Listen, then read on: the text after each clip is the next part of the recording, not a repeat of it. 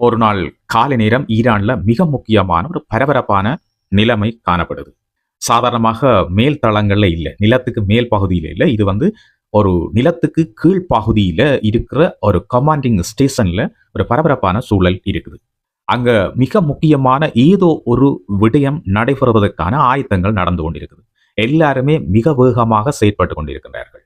ஏதோ ஒரு இலக்கு இன்றைக்கு மிக துல்லியமாக தகர்த்தெறியப்பட போகின்றது என்ற ஒரு நிலைமை அங்க பரபரப்பாக நடந்து கொண்டிருக்குது. எல்லாருமே அவர்களுடைய வேலைகளை தொடர்ச்சியாக செய்து கொண்டிருக்கின்றார்கள். மிக முக்கியமான ஒரு விஷயம் இன்றைக்கு நடக்க போகுது. ஈரானுக்கு மிகப்பெரிய ஒரு வெற்றி கிடைக்க போகுது என்ற நம்பிக்கையில இந்த சம்பவங்கள் நிலத்திலிருந்து கிட்டத்தட்ட 40 மீட்டர் ஆழத்தில் இருக்கிற ஒரு பங்கர் கமாண்டிங் ஸ்டேஷனுக்குள்ள நடந்து கொண்டிருக்கு. இது ஈரானினுடைய ஒரு மலைப்பகுதியில இருக்கிற ஒரு இடம். இப்ப பாத்தீங்கன்னு சொன்னா என்ன நடக்குது? 97 பங்க பஸ்டர் ஏவுகணைகள் ஈரானினுடைய மண்ணில இருந்து ஒரே நேரத்தில் ஏவப்படுது. நீங்கள் கேட்கலாம், 97 பங்க பஸ்டர் ஏவுகணைகளை ஏவுறதுல என்ன இருக்குதுன்னு சொல்லி, எவ்வளவு நேரத்தில் அந்த அவ்வளவு குண்டுகளும் ஏவப்பட்டதுன்னு சொல்லி உங்களுக்கு தெரியுமா? வெறும் 11 செகண்ட்கள்ல இந்த குண்டுகள் ஏவப்படுது. இப்ப எதற்காக இவ்வளவு வேகமாக இவ்வளவு குறுகிய ஒரு டைமுக்குள்ள இந்த அளவு குண்டுகள் ஏவப்பட்டது என்றா, இலக்கு அவ்வளவு முக்கியமானது. இந்த இலக்கு தீர்மானமாக அழிக்கப்படணும் என்றதில் ஈரான் மிக கவனமாக இருந்தது. கடந்த 22 மாதங்களாக செயற்கைக்கோள்களினுடைய கண்காணிப்பு, உளவாளிகள் சேகரித்த தகவல்கள் மற்றும் சிக்னல் ஆய்வுகள் மூலம் இந்த இலக்கு மிகவும் துல்லியமாக தீர்மானிக்கப்படுது. ஈரான் பரபரப்பாக இந்த விஷயத்தை செய்து முடிக்குது. ஈரானிய திட்டமிடுற குழு இருக்குதானே, இந்த குழு அமெரிக்காவினுடைய மத்திய தலைமையகம் என்றது சென்காம், சென்ட்ரல் கமாண்டிங் ஸ்டேஷன். உள்ளே இருக்கிற ஒவ்வொரு கமாண்ட் டெர்மினலும் 1 மீட்டருக்கு குறைவான துல்லியத்துடன் எங்க இருக்குதுன்னு சொல்லி அவர்களால் சொல்ல முடியும். இந்த குழு அவ்வளவு துல்லியமாக தகவல்களை எடுத்து சேகரித்து ஆய்வுகளை மேற்கொண்டு இந்த இலக்கு மீதான மிக துல்லியமான தாக்குதலை மேற்கொள்கின்றார்கள். எந்த கட்டிடம் வான்வழி நடவடிக்கைகளை கட்டுப்பாட்டு மையத்தை கொண்டிருக்குதுன்னு சொல்லி அவர்களுக்கு தெரியும்.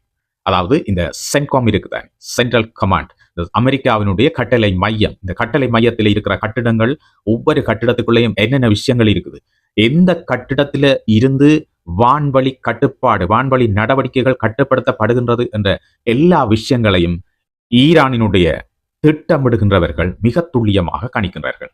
அவசரகால மின்சார ஜெனரேட்டர்கள் எங்க இருக்குது, தாக்குதல் நடத்தப்பட்டா, மின்சாரம் துண்டிக்கப்பட்டா உடனடியாக இந்த ஜெனரேட்டர்கள் இயக்கப்பட்டு இலக்கு மீண்டும் இயங்க ஆரம்பிக்கலாம். முதன்மை தகவல் தொடர்பு பெட்டகத்தை பாதுகாக்கிற வலுவூட்டப்பட்ட கான்கிரீட்டினுடைய ஆழம் எவ்வளவு என்றது வரைக்கும் இந்த திட்டமிடுகின்ற டீமுக்கு தெரியும். அவ்வளவு மிக துல்லியமாக ஈரான் இந்த விஷயத்துல கவனம் எடுத்து நடந்து கொண்டிருக்கு.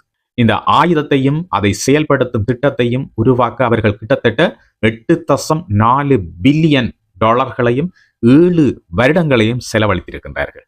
சாதாரண விஷயம் இல்லை, மிக பயங்கரமான ஒரு விஷயம்.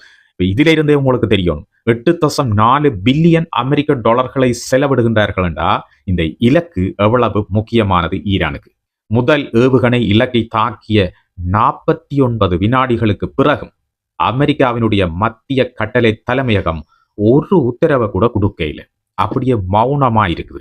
இந்த 11 செகண்ட்ல 97 பங்க பஸ்டர் ஏவுகணைகள் போய் விழுகுது.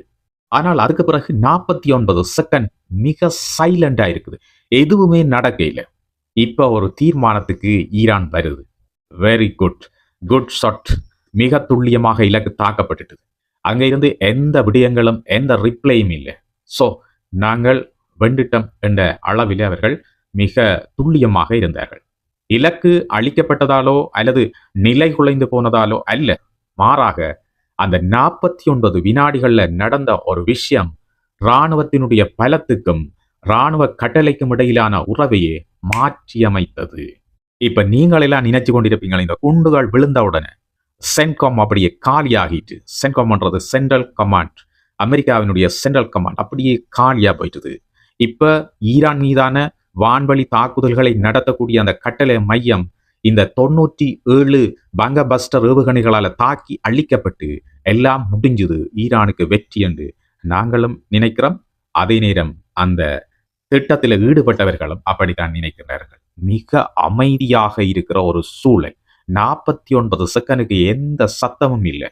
ஸோ எல்லாற்ற மனதிலையும் வெற்றி என்ற ஒன்றுதான் தெரியுது. ஆனால் ஈரான் 7 ஆண்டுகளாக எதை அழிக்க முயன்றதோ அதுவும் அன்று காலை அங்கு உண்மையில இருந்ததும் முற்றிலும் வேறுபட்டவை என்பதை அறிந்தால் நீங்கள் ஆச்சரியப்படுவீங்க. அந்த ஈரான் அழிக்க வேண்டிய இலக்கு முற்றிலும் மாறி போயிடுச்சு.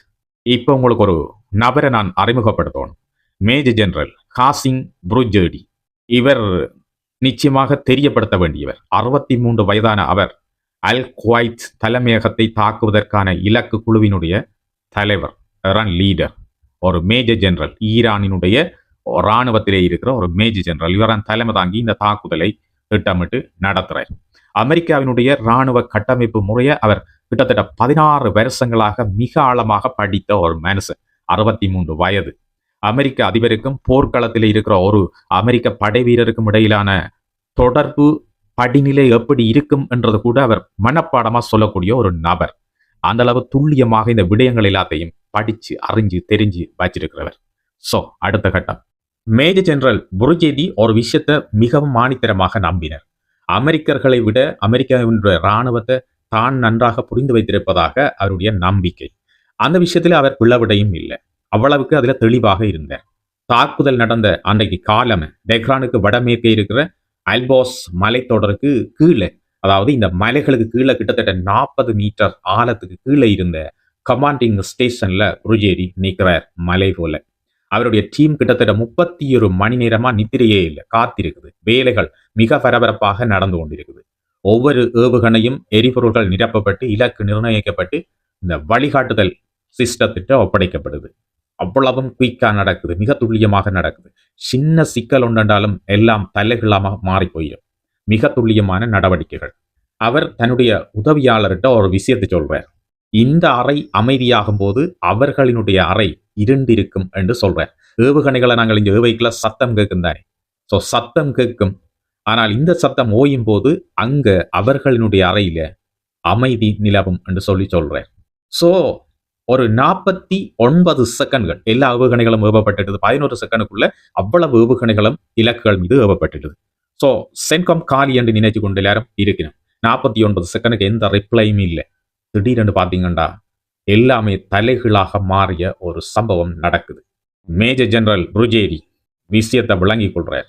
மிகப்பெரிய ஒரு சவால் நிறைந்த மணித்தியாலங்கள் அடுத்ததாக அவருக்கு வரப்போகுது. அமெரிக்காவினுடைய விமானங்கள் அவருடைய திரைகள்ல தோன்ற ஆரம்பிக்குது. இதுதான் அவர் நடக்கக்கூடாது என்று நினைச்ச ஒரு விஷயம்.